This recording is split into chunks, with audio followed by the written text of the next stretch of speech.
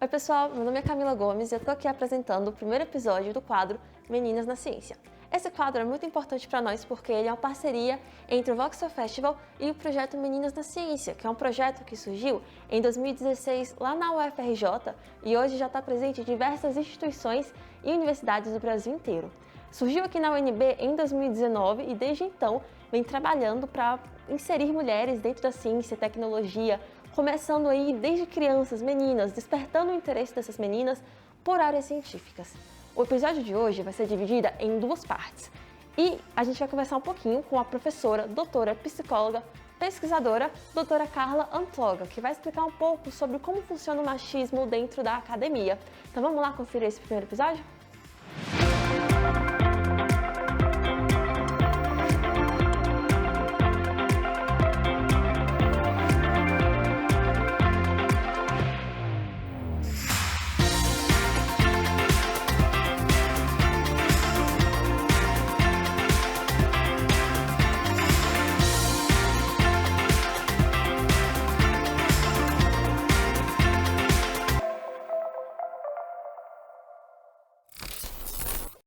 Oi, gente, eu sou a professora Carla Antloga, eu sou psicóloga, pesquisadora em trabalho feminino. O nome que demos para essa oficina, que é Reaprendendo a Falar, como fazer valer sua voz no mundo machista, tem relação com as pesquisas que vêm sendo desenvolvidas há muito tempo sobre o comportamento das mulheres na ciência, no mercado de trabalho, no mundo acadêmico, enquanto a gente está estudando. Falar no mundo machista não é nada simples porque, historicamente, nós fomos silenciadas por muitos e muitos e muitos anos. E esse processo de silenciamento ao qual as mulheres, todas nós, professoras, as que avançaram na carreira e as que estão começando a estudar, esse processo de silenciamento pelo qual nós passamos e a que somos submetidas constantemente, vai moldando na gente um silenciamento sistemático até que chega um ponto que a gente às vezes nem sabe mais como se comportar e como falar aquilo que quer e aquilo que precisa ser falado. Os processos desenvolvidos nesse mundo machista que a gente vive e principalmente no mundo acadêmico em que a gente está, terminam fazendo com que a gente tenha dificuldade de se expressar e acho que a responsabilidade é exclusivamente nossa, quando na verdade não é. Porém, nós temos que fazer valer a nossa voz e para isso a gente está aqui hoje, para repensar um pouco formas de falar e entender quais são os elementos, qual é a composição desse silenciamento que nos é imposto sistematicamente. Um dos elementos convencionalmente utilizados, ou um dos comportamentos convencionalmente utilizados, e que muitas vezes os homens nem percebem que fazem, é um comportamento chamado man-interrupting, que a gente chama também de homem-interrupção. O que acontece? Quando nós tentamos expressar as nossas vozes, sistematicamente, existe um comportamento do homem de interromper o que a gente está falando. Eu sei que muitas vezes os homens não percebem, mas isso acontece. Quando isso acontece ao longo de uma carreira inteira, desde que a gente é aluna e está estudando, obviamente vai chegando um momento em que a gente tem dificuldade de continuar falando, de tantas vezes em que é interrompida. Há vários estudos também, e inclusive uma ministra do STF aqui no nosso país comentou que ela era a pessoa que mais era interrompida enquanto estava falando, enquanto seus colegas homens raramente eram interrompidos ao longo da sua fala. Quando nós tentamos nos expressar e somos sistematicamente interrompidas, chega um ponto em que a gente realmente não quer mais falar ou tem dificuldade de começar a falar porque sabe que nossa ideia vai ser cortada.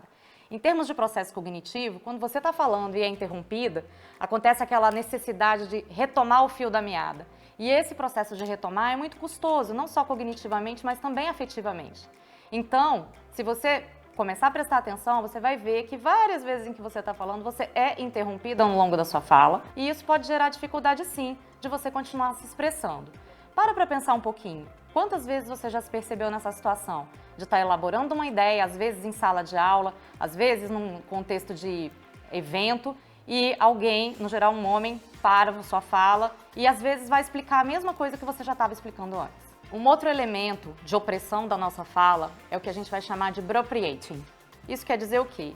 Que você tem uma ideia e um homem vai e explica a sua ideia como se a ideia fosse dele. Isso eu já não posso dizer que não se percebe que é feito, mas é um processo tão naturalizado que acontece recorrentemente. Então, a ideia é sua, às vezes uma pequena mudança de roupagem é feita e um colega homem e os seus colegas homens podem apresentar essa ideia como se fossem dele. A sensação que se tem nesse momento, as mulheres que foram pesquisadas e participaram dos estudos que são feitos, declaram uma sensação tão grande de impotência, uma dificuldade tão grande de saber o que fazer, porque afinal de contas é tão inacreditável que isso possa acontecer, mas acontece frequentemente, a gente precisa estar preparada para lidar com isso.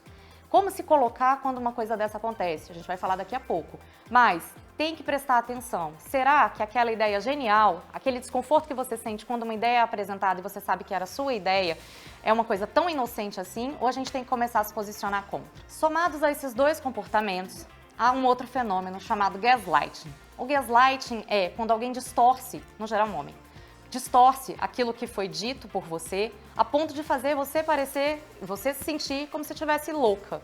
Então, você diz uma coisa e a pessoa vai lá e distorce aquilo que foi dito por você, até que chega um ponto que você começa a se questionar se o que você falou é exatamente aquilo que você falou.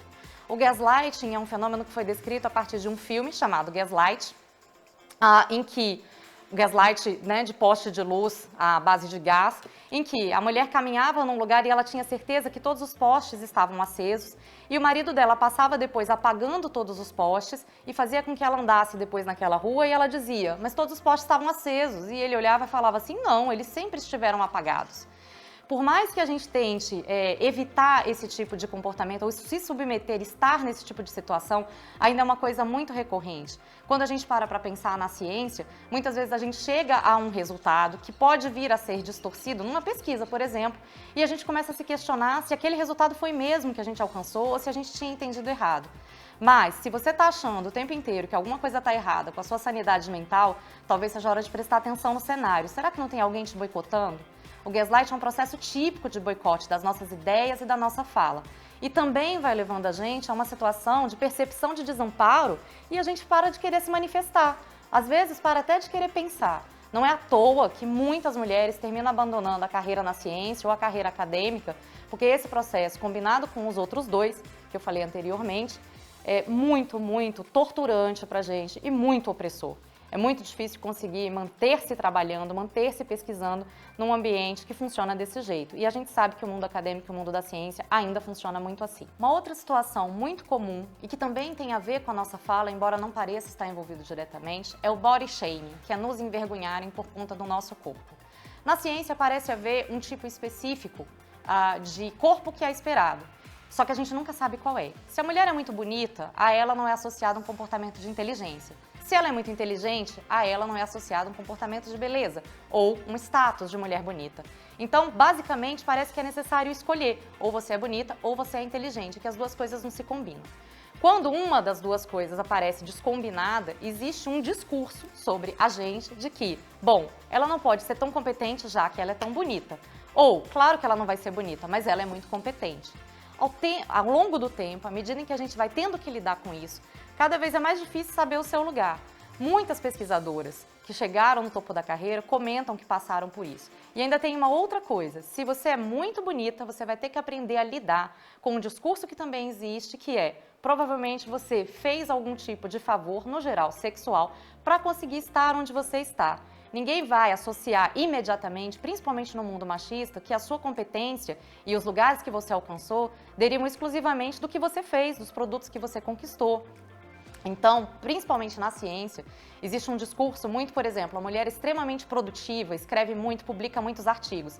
Sempre buscam quem é o homem que está por trás dessa mulher, ou que tipo de relacionamento ela teve para conseguir chegar no status que ela chegou. E a gente sabe que não é verdade. Porque todas as pesquisas que são realizadas sobre esse relacionamento, essa interação homem e mulher, terminam por dizer que o comportamento mais comum dos homens em relação às mulheres, no contexto acadêmico principalmente, é de tratar as mulheres como secretárias executivas deles. E é excelente quando você tem uma secretária executiva muito qualificada. Só que esse comportamento, e aí não só nas ciências, mas também nas artes, já tem sido descrito e evidenciado como um comportamento que desapropria as mulheres dos seus saberes, da sua produção, das suas ideias, fazendo com que, no final das contas, a gente também comece a pensar, será que fui eu mesmo que fiz? E a gente começa a pensar, será que isso é mesmo um produto meu? E a gente começa a pensar, será que vale a pena eu continuar na ciência, considerando todos esses boicotes que acontecem?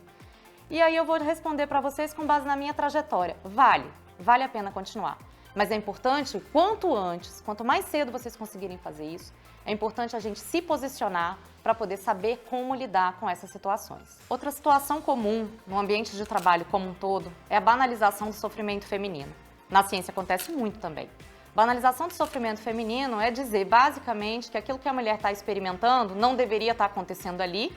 E aí nós temos os casos, por exemplo, associados às questões biológicas, como tensão pré-menstrual e a menstruação em si. Ou de dizer que o que ela está sentindo é exagerado, é demasiado, que ela precisa se controlar emocionalmente.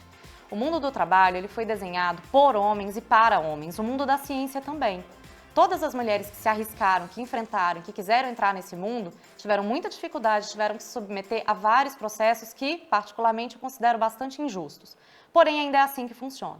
Então, essa banalização do sofrimento feminino várias vezes vem combinada com outro fenômeno do gaslighting, que eu falei, que é aquele de tratarmos como loucas.